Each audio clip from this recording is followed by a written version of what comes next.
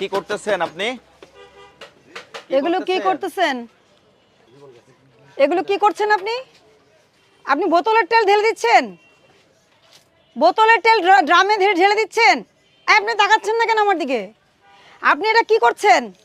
আপনি রূপচাঁদা বোতলের তেল ড্রামে কেন ঢালছেন? আপনাদের বাজার কি হচ্ছে দেখছেন? কি হচ্ছে?